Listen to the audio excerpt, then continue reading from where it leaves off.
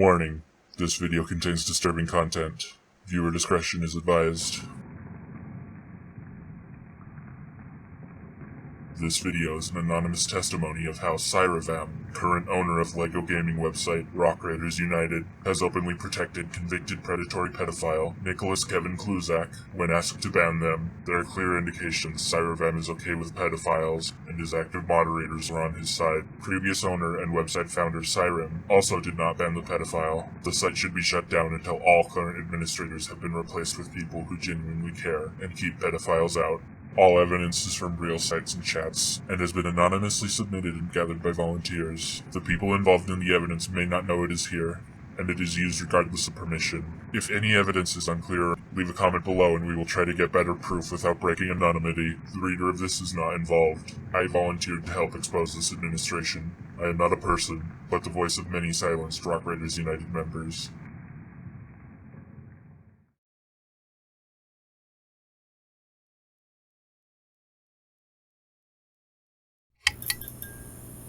In 2013, a pedophile and sexual predator was unmasked on Rock Raiders United. His name is Nicholas Kevin Kluzak. He went by the name FTG Sarge. He sometimes uses the username FTZ Sarge online and might be referred to as Sarge or Nick for the rest of this video. An article detailing his arrest and his court documents were shared between the website's users, and through many testimonies it was public and general knowledge within Rock Raiders United that this person was a child predator. Many events took place in now inaccessible chats, such as the live site chat and the Skype group, but several users, including administrators, can confirm these were indeed known to be real court documents with a real sexual predator on the site. There is proof of Nicholas being in close talks with minors at this time. However, to protect them from any harassment from the predator, they have to remain anonymous. There's only one surviving testimony on the forums. At the time, the site consisted largely of children who would not grasp the gravity of these documents.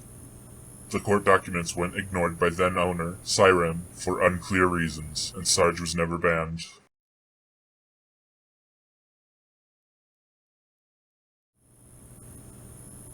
His full name is Nicholas Kevin Kluzak, charged on November 29, 2012 in Minnesota, his home state, for possession of child pornography. He was to be extradited to the state of his victim to face charges of contacting a child online with sexual intent, which led to a prison sentence and probation.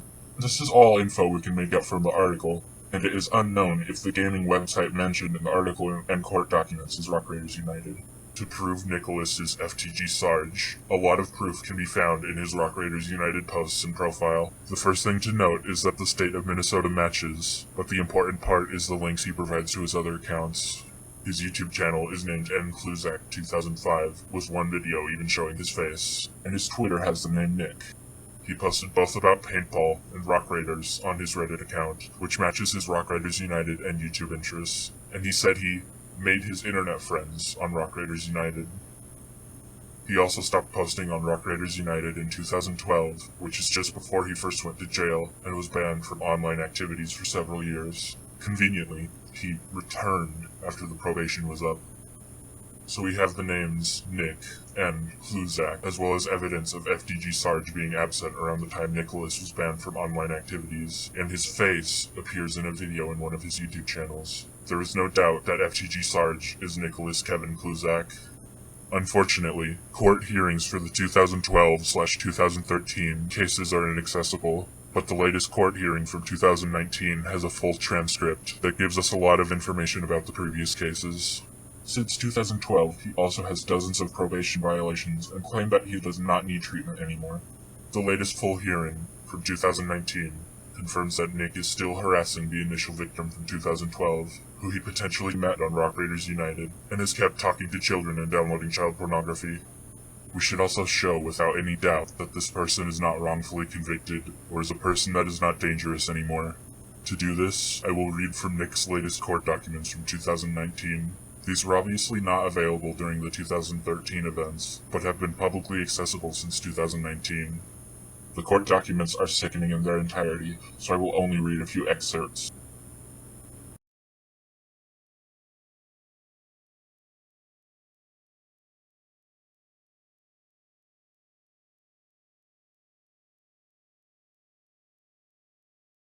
From the initial arrest records.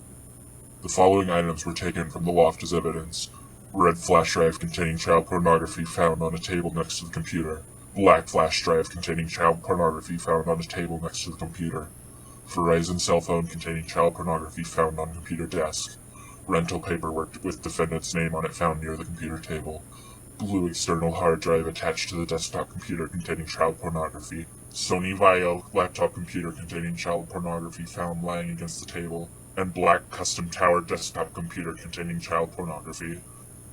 From the 2019 court documents.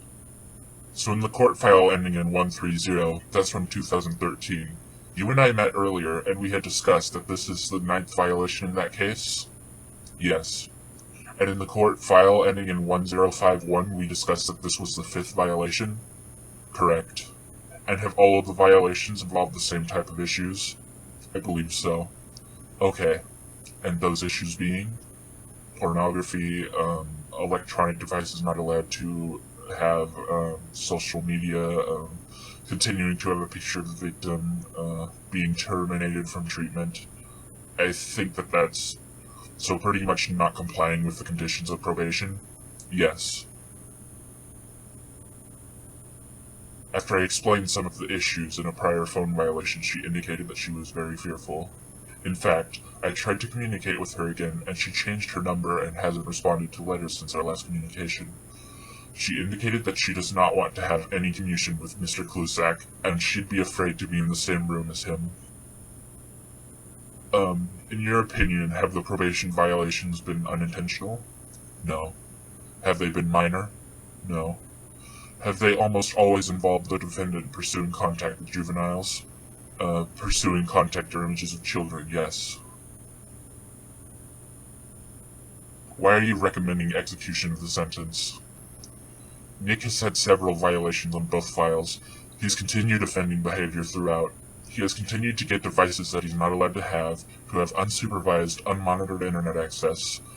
He has continued to access pornography, in many different forms of it, some of them very childlike images. He has tried treatment several times. He was at a point in treatment prior to the last violation that for several months he was saying he didn't need treatment anymore. He was just fine. There wasn't any reason for him to be there. He'd learned everything he could learn, and we should just basically let him go and let him live his life. It doesn't appear that Mr. Klusak is able to or is willing to regulate his activities, in that when I recovered the tablet, the most recent tablet that he had out of his glove box, he told me that it was in the glove box when we were searching his vehicle. When I got that, one of the first things he asked me is if he could go back on one more time so that he could get to the female's information that he was in contact with. So even at that point, already being in custody on a violation, knowing that he was just caught with something else again, automatically right away, well, I just want to keep doing this kind of behavior. There doesn't seem to be amiable to the conditions that the court has ordered all along. And I feel like we have tried a lot of things, given a lot of opportunities, and each of them has not worked. So do you believe he's amiable to probation at this time? No. Do you believe he's a risk to the public? Yes. This is a person who regularly pursues children, child pornography, violates their probations, and refuses to get proper treatment. They are an absolute danger to society in the words of their supervisors. The fact that they're not banned from a website of a children's game is disgusting. And yes, despite much of this being known to moderators, he is still not banned. But do note that these latest documents were not available in 2013. All Nick's court documents are available below.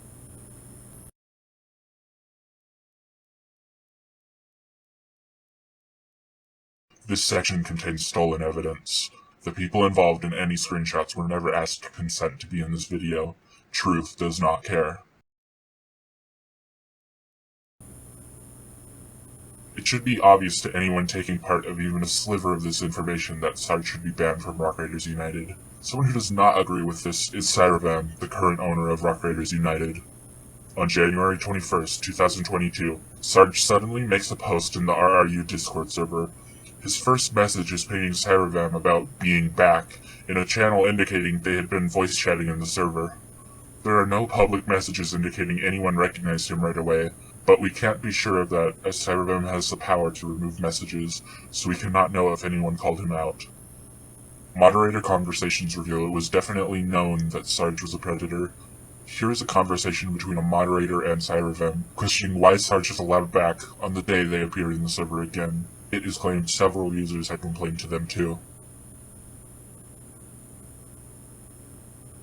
It is hard to grasp the absolute audacity for Sarge to come back and not even have changed the name.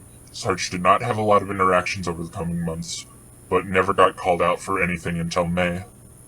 On May 31st, someone publicly posted about Sarge in the RRU Discord server using a temporary account named user number 1. Cirevam is pinged in this message asking how he can defend pedophiles. After about an hour, the following happens. The post is suddenly removed. Cirevam types for a long time. These screenshots are taken from a live recording of the conversation. The exact timeline of this video is slightly edited to reduce waiting time. The original video can be found in the description. Cirevam claims this issue has already been discussed and other moderators are okay with it. Cirevam confirms he is not planning on doing anything about it.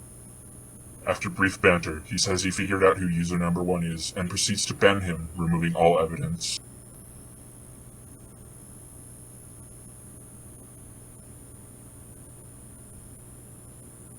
User number 2 comments that the juicy stuff happened while he was away. User number 3 chimes in that defending pedophiles is not a good look.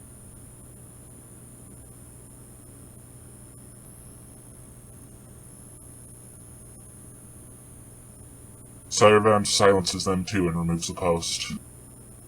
After this, Cirevam says he's confused why all these people with new member icons keep popping up and trying to start fights. Note that user number 3 has been a member of RRU for years, and only had that symbol because they joined the server to call Cirevam out. They were not on an anonymous account, and Cirevam is obviously attempting to brush it off. User number 2 responds to Cirevam, taking his word that this was a troll of some sort. We were not taken seriously.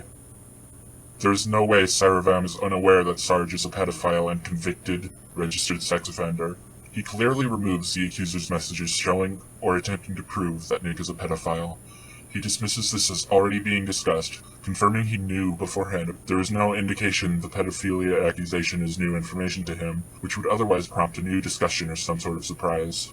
The day after this happened, Sarge left the server. There is no proof he was banned, but it could have been a cover-up, since several people took note of the message. If he was banned, why would Cirevam not remove the messages connecting him to this pedophile? And more importantly, why would Cirevam keep him as a friend if he was finally banned for his behavior? It is obvious that Cirevam is not rejecting Sarge. There can be several possible reasons Cirevam refuses to ban Sarge. 1. They may be personal friends, and the cover-up is a favor. They have connected on Steam since many years back, Reddit as confirmed by Cirevam himself, Discord as they are still friends, Rock Raiders United, where Sarge was a very early user. There are many examples of early Rock Raiders United users being treated way differently than later users.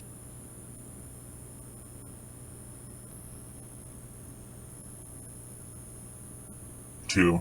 Cirevam may not consider pedophilia/grooming a crime and support Sarge's pursuit for minors. 3. Cirevam may consider Sarge's offenses to be irrelevant and not enough to warrant a ban. After all, there are no rules against being a pedophile on RRU. 4. Cirevam is trying to cover up to keep RRU's image clean. If RRU is the gaming website named in the court documents, not banning Sarge is a huge deal. 5. Cirevam may not understand the gravity of this situation, or not see why keeping a website safe from predators is important. Either way, Cirevam is unfit to be a moderator, but he is not alone.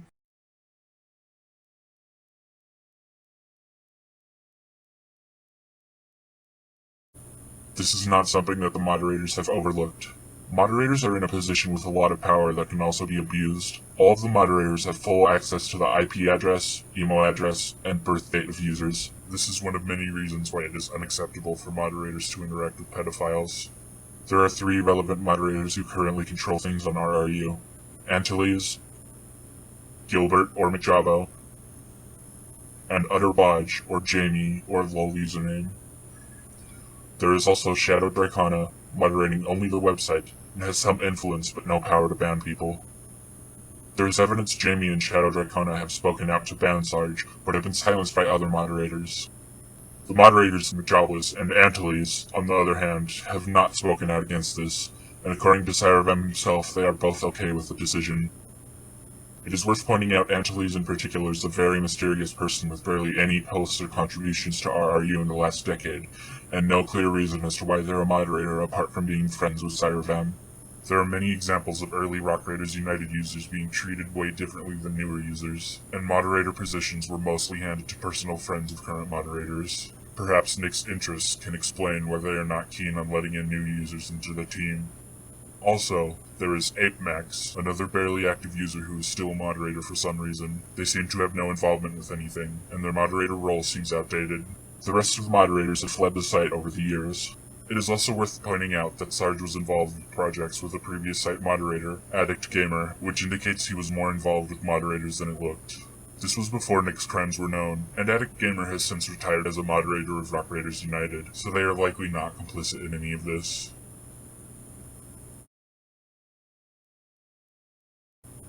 It is obvious that Cirevam is trying to brush this entire thing under the rug. A person being a convicted pedophile is not a big deal to him, and he is going out of his way to defend and protect an absolute monster.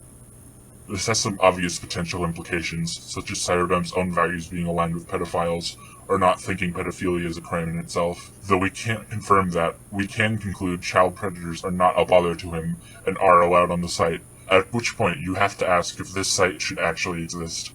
Remember, despite being called out in the Discord, Nick is still not banned from the Rock Raiders United website, and it's apparently never been considered by any of the moderators, owners, or ex-owners, apart from Shadow Dracona and Jamie, who should be left out of this. Rock Raiders United does not ban child predators, and cannot guarantee the security of anyone, especially minors, on the site. The site is not safe for children, and we need to spread this information. His response is not okay, and he and his moderators cannot remain, even if Sarge is banned. The chance of any of them being a pedophile is too great to risk them retaining the site. It is too late.